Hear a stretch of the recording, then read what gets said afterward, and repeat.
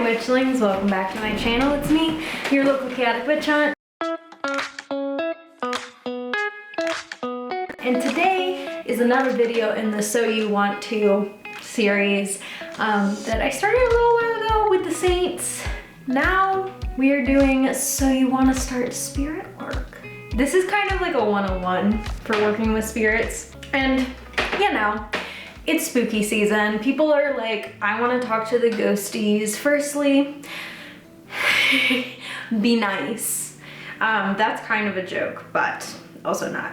So this is kind of like a so you want to communicate with spirits or so you want to work with spirits guide. It is based off of my experience as someone who works very heavily with spirits of different backgrounds, as well as that based off of some books that I've read. There is a book that I would recommend for this topic, and that is Consorting with Spirits by Jason Miller. Very ceremonial, but also a really great guide. There's also the book that I haven't read yet called The Witch's Guide to the Paranormal, which is by J. Allen Cross. Apart from that, I would recommend Braiding Sweetgrass by Robin Wall Kimmerer to kind of start us off in this area. So you want to work with spirits. You said, I want to start hanging out with them, etc. Depending on different spirits, you're going to approach them different ways. I'm going to talk from my experience, which is primarily saint work, plant spirits, and animal spirits. And while there's kind of a similar structure within all spirit work, it is a little different to approach a plant versus approaching an animal, versus approaching a saint, versus approaching a demon. And because of that, I want you to take what I say as my own experience, my opinion and unverified gnosis, read the books that I suggested, and continue on your path with maybe a slightly different perspective or a similar perspective, but not 100% the same. So to start off, the first thing you're gonna wanna do is you can kind of decide what spirit you wanna work with. And what I mean by that is not necessarily being like, well, actually, yeah, it really is a decision-making process. I like to make the decision based off of what I need in my life right now, what I'm comfortable with doing. I don't necessarily want to bring in a spirit or work with a spirit that is like super outside my comfort zone, nothing I've ever tried before. If you're the type of person that wants to do that, go for it. I'm not gonna tell you not to. So because I typically work with plant spirits, saints, and animal spirits, I probably work within that paradigm when deciding to approach a new spirit. Beginning this process is kind of a lot like beginning veneration.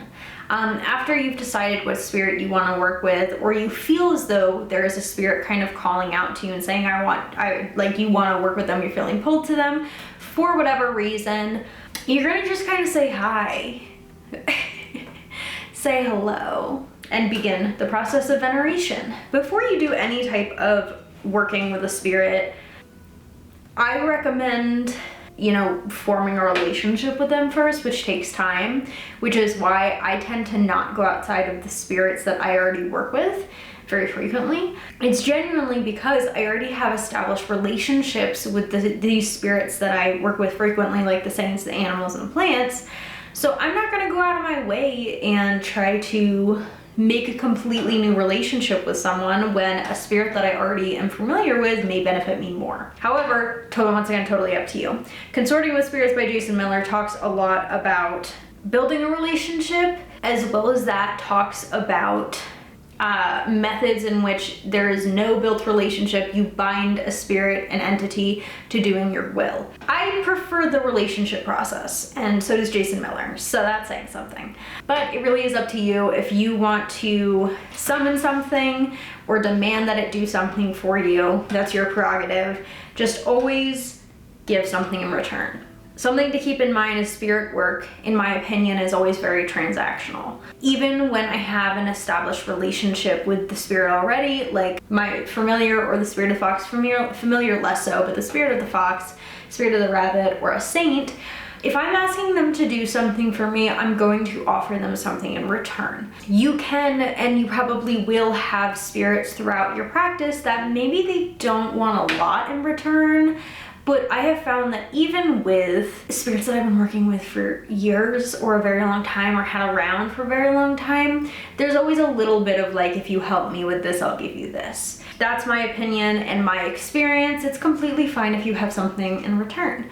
I'm definitely approaching this from a very folk magic perspective, where when you ask the saints for something, you typically give them something in return, or you do an offer, etc. So that's just me. Once you kind of say hello, you're gonna begin the veneration process. And this is for kind of building a relationship, which then turns into work.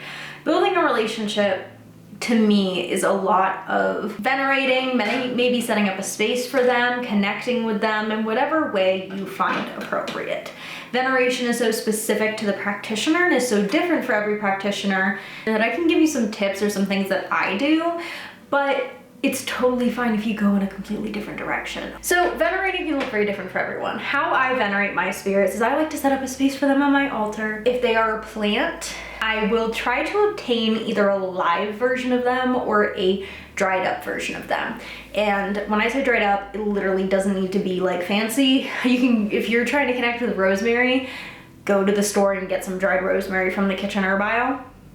Works great. Some examples of ways that I venerated and connected with certain herbs and animals is I have centered them on my altar. I have a little bowl on my altar with a salt base. I think they're salt base, and it has a bowl on my altar that I filled with some of the herbs that I want to have begun connecting with, that I want to connect with, and some of the bones of animals that I really want to connect with. I also keep my kind of rosemary smoke cleansing stick in that bowl on my altar, and I have like a little candle that I was gifted to me from one of my mentors there as well. That's one example. Sometimes I will just have part of the animal or part of the plant on in its dedicated space, on a space in general. I have like floating shelves in my room, so on those floating shelves, sometimes I will place a statue of a spirit, I will place a candle that represents them, a plant that represents them, or I will take, you know, part of that animal and put it there. And for me, that is kind of a way to venerate and separate that spirit from maybe all the other spirits that I keep around, have their own sacred place. Veneration for me is to kind of lift above. So sometimes there are altars included, sometimes there are no altars included, and I just kind of go out and I'm like, I'm gonna say hi to all these plants, I'm gonna say hello. One of the ways that I have also connected with herbal allies and plants in the past is I have taken courses in which you take something like an essence of the herb, which you have to be very careful with. You need to make sure you get the essence correctly. So like flower essence of belladonna is the only way to ingest belladonna that is not poisonous. So I've connected with belladonna through flower essence. Sometimes I will get ointments or salves with certain herbs in them and use them for very specific purposes to build a relationship, and I will keep them once again in a place where they are kind of elevated or venerated. Veneration can also look like giving offerings to them, praying to them, talking to them is another one. I love talking to my spirits, all right? Sometimes I yell, but mostly it's just talking. It's just chatting. We love chatting. But other than that, veneration is a very important process of building a relationship. Spending time with that spirit is a very important process of building a relationship. If you kind of go into someone's house, I am losing my sunlight. Helios, please. If you're gonna connect with a spirit and right off the bat be like, help me with this or else. I haven't had, my chair squeaky, I haven't had much success doing that. If you have, good on you. More power to you. But I have never kind of been in the position where I've asked a spirit for something without like talking to them, getting to know them, giving them an offering, anything, and just asking them for help and they do it. Actually, that's wrong. I had one spirit do that. Saint Anthony. Stanthony. I love Saint Anthony. I ask him for, I do so much work, so many work with him. So when you kind of want to work with them, I see it as a couple ways to approach. If they are part of kind of a spiritual team that you consistently have around you, you could ask them for help with a longer term project. The basic way of working with spirits is calling a specific spirit in for a very specific spell that you feel they can help with. For example, you can call in the power of certain plant spirits during a spell in which the plant is included in that spell to help with the spell. You can call in a certain animal spirit or use certain animal remains in a spell in order to help with that spell. You can call in a saint or do a prayer to a saint to help with a spell. Some of my longer term workings with spirits look very much like asking them for long-term help with things. One of my longest spells with a plant spirit is asking. I have 2 plants that I asked for assistance with particular spells, and they just kept going. They're just still going. They're still going. One of them's kind of dying now, which I don't know what that means, and I don't know why it's dying, but that one's fine. And that's my protection word with my aloe vera and a kind of growth plant for something very specific with my ivy. I honestly just think ivy needs more humidity, but I don't know. And those are kind of ongoing ones. Also, I have animal remains, a fox spirit that I actually put the petition on a piece of paper and put it under him. I asked him to help with it, which it kind of feels like a very non-ritualistic way of doing things, but it is how I do it. Also, I have, a spell that I called St. Michael in on or Diana in on that is long-term that they help with. With those kind of spells, or I got to a certain point with some of the spirits that I work with that after forming a relationship and calling them in for certain things, I just kind of knew that there were certain things that they would take care of for me. And I was like, okay, this can work, I can make this work. I know that St. Michael's always kind of running blocker on me and helping me out protection-wise, in the same way that I know my fox spirit, my familiar, is always kind of running blocker with me. There are certain spirits that you will have that kind of relationship with that you are just like, okay, I understand that you're kind of around to help. Dude, where's my sunlight? After you kind of have a working relationship with them, you've called them in for a couple spells, or they've kind of helped you with a couple things. Let's say you petition a land spirit to help with something, or you pray to a land spirit to help with something. You're gonna wanna I do check-ins. I do open line of communication with them. So there are lots of different ways to communicate with spirits. Some individuals really prefer doing divination, tarot cards, etc. for this process. Some individuals like doing, any kind of divination. You could do trance work, you could do, yelling at the sky. For me personally, just Michael! For me, I have hit the point in my spirit work that if they want to talk to me, they will come and find me. I've just said, all right, you're pissed with something, let me know. Or you can't do something, let me know. Sometimes I'll do a little bit of a tarot reading or a divinatory session, but a lot of times, because I work with plant and animal spirits, as well as saints, I really just operate off of, you're gonna let me know if something's not working. A lot of the saint work that I do, what ends up happening is either what I asked for happens or what I asked for didn't happen. So I kind of figure out, I'm like, okay, if it didn't happen, then maybe I need to do something else or give them a different offering. If it did happen, everything's fine. Same with animal spirits. A lot of the animal spirits I work with are animal spirits that I see a lot, including deer, fox, rabbit, etc. If I'm actively seeing the spirits that I work with and seeing them around, etc., I'm not usually very concerned that something's wrong. That doesn't mean that I, fall lax and just do nothing and expect for them to tell me when something happened. It means I keep up my usual offerings, my usual relationship with them, and if something goes wrong, I figure it out. Tarot cards are a great way to do that. However, there are lots of other ways. With certain plants, when they start dying or showing me that they're upset, I kind of try to figure out very quickly what's going on, which I've been trying to do with ivy.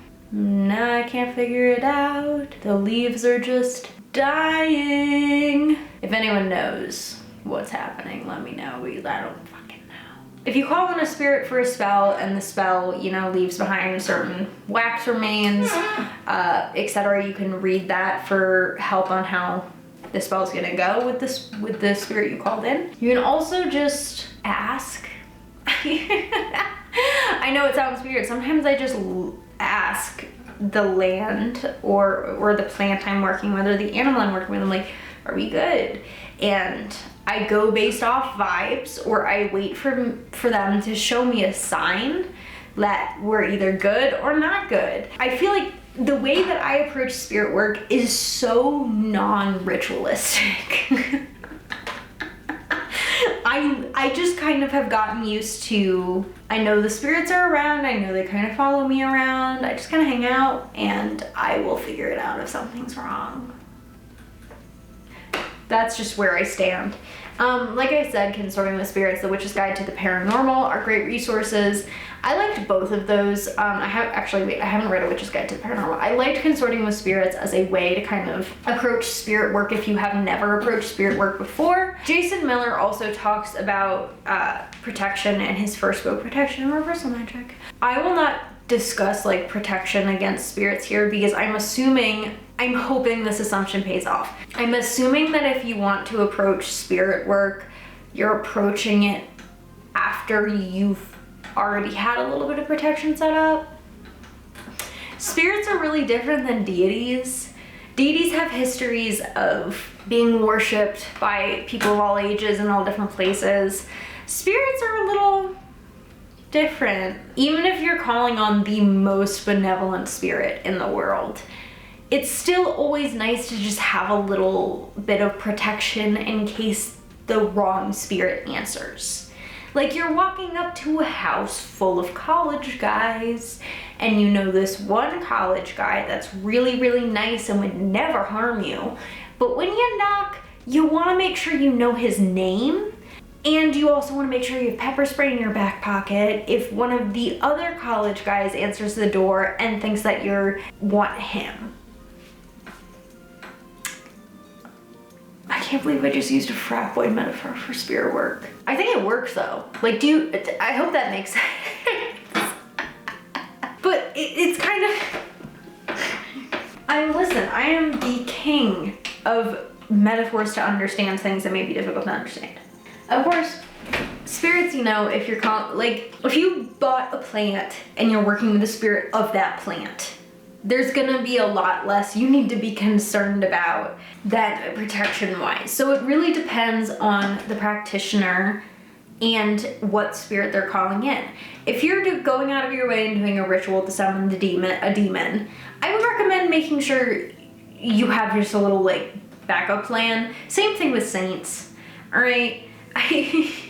As saints, you kind of just pray to and it's usually okay, but some animal spirits, some etc. And I say demon as in goetic demon, but even if it's a spirit that you're unfamiliar with, I would also recommend, as always, don't try to talk to spirits that aren't yours. I mean it. Don't. What I mean by that is if you're trying to contact a spirit out of a closed religion, closed practice, or closed initiatory practice, any of the above, firstly, I don't even know if you're not in that practice. I don't even know how you're attempting to contact them. And that's one of those things is that most closed religions and closed initiatory religions, you have to be initiated or be actively learning to know how to properly interact with a lot of those spirits. So if you're trying to talk to that spirit, you're not in the religion, you're also not being trained in it or learning it. How? What are you doing? You're definitely doing it wrong. You are doing it wrong because you don't know how to do it. It's different if you have a mentor who's, like I said, someone who's actively teaching you. But if I see y'all trying to interact with someone that you have no business talking to, literally just go talk to a tree. It's easier. It's not easier, but it's talking to a tree and asking a tree spirit to help you is a better option than going into a practice or religion that isn't yours. That is my disclaimer. And I'm also gonna say that if you do choose to do that, despite a lot of people telling you not to, and you do it wrong, I will not take responsibility. No one will take responsibility for what happens. It could be nothing, could be everything. Just don't. Don't. It's easier to talk to a pothos plant. There's so many spirits that are available and open for everyone that are great and you can work really well with. Stretch! This is my little spirit work how-to.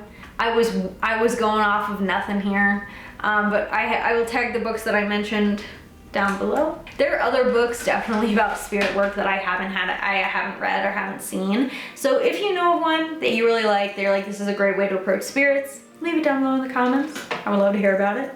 Remember to give the spirits you have an active relationship with some water today. Give them a little snack, give them a little treat, and call it a day. Thank you so much for watching. If you want, you can like, comment, subscribe, and turn the bell on, but absolutely no pressure. I hope you have a great rest of your day. Remember to drink water. Siete Benedetti.